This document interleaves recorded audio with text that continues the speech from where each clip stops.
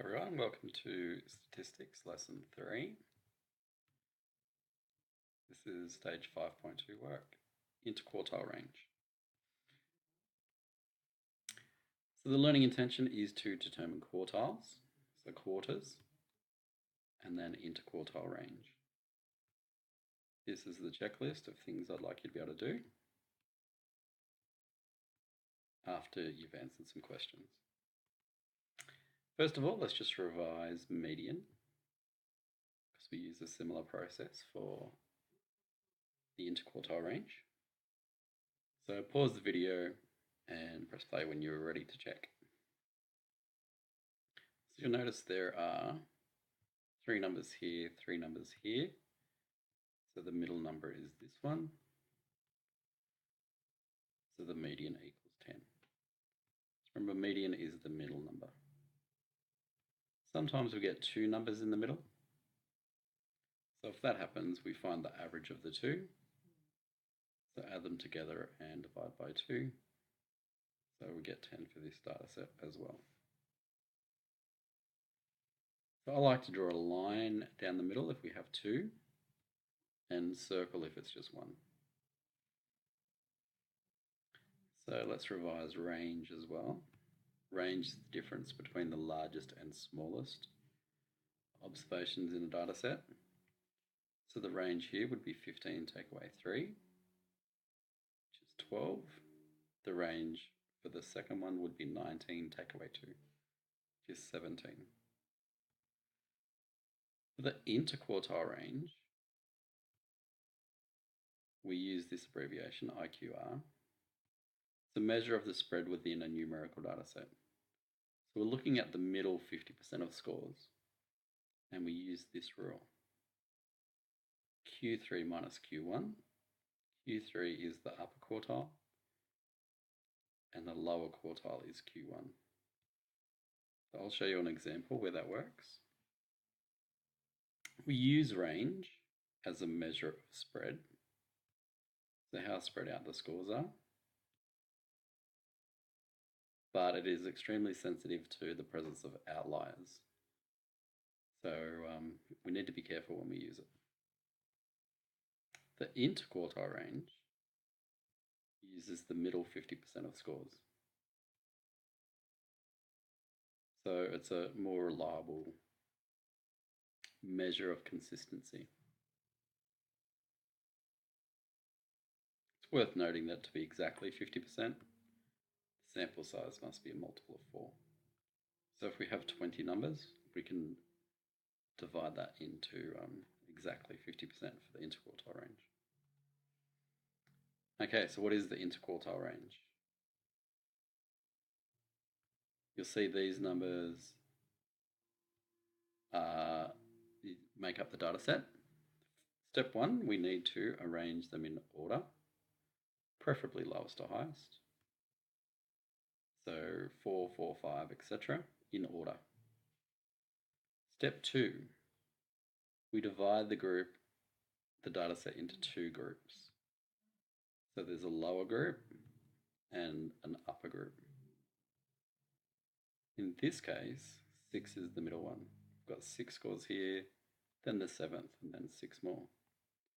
So 13 numbers, when we have an odd number, we'll circle the middle and get an even amount over here for 13.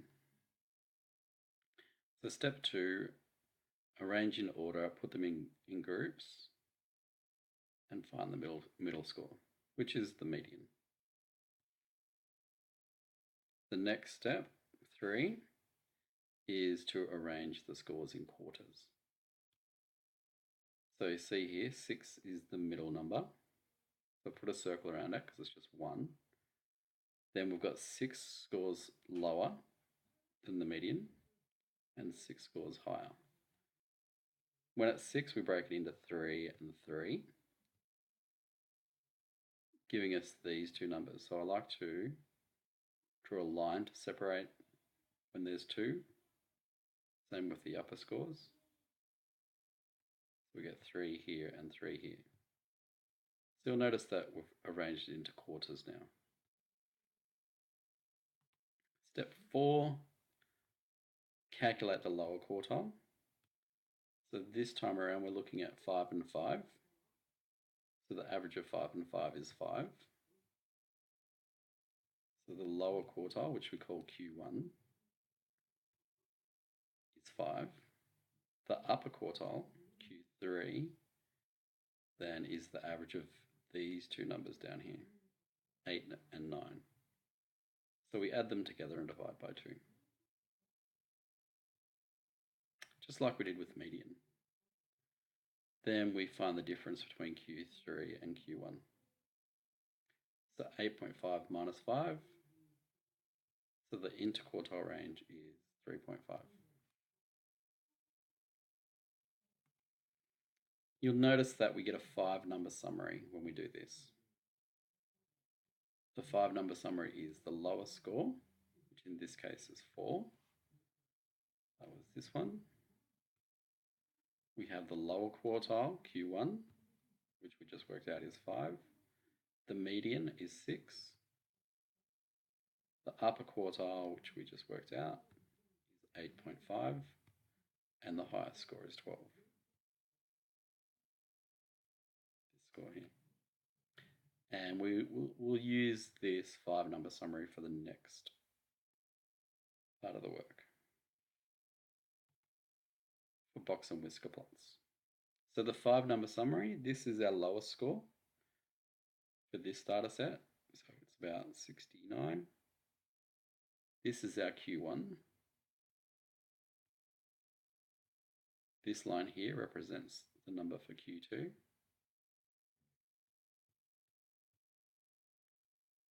Just put that one in for Q1.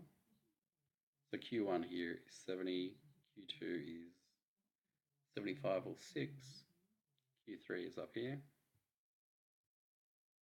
So it has a value of 88.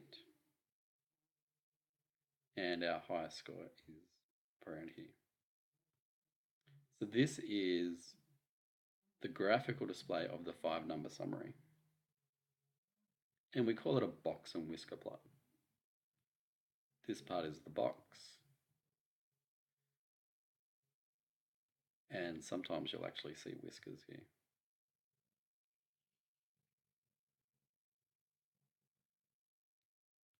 People also call it a box plot. So the two things mean the same. So as I said, it's a graphical display of the 5-number summary, which comes from finding the interquartile range.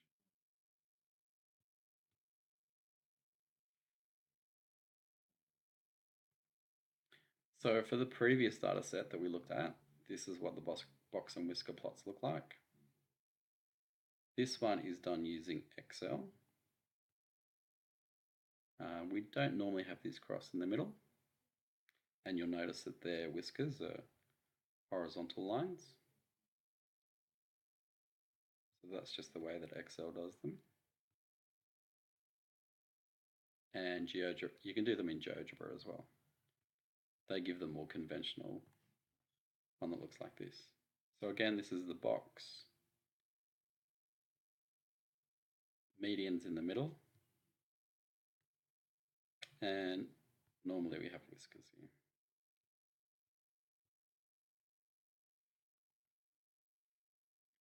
So just going back to the 5-number summary, lowest score is 4. So in this case, the lowest score here is 4.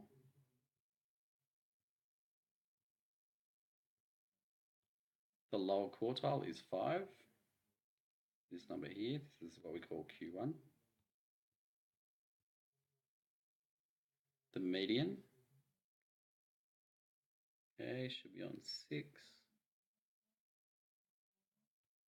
The upper quartile, so this one's on 6. So I must have made an error with this one. So it's definitely worthwhile checking your answers. Upper quartile, 8.5. You can see here, 8.5. And here it's 8.5 as well. High score is 12. So the highest scores are the Whiskers here.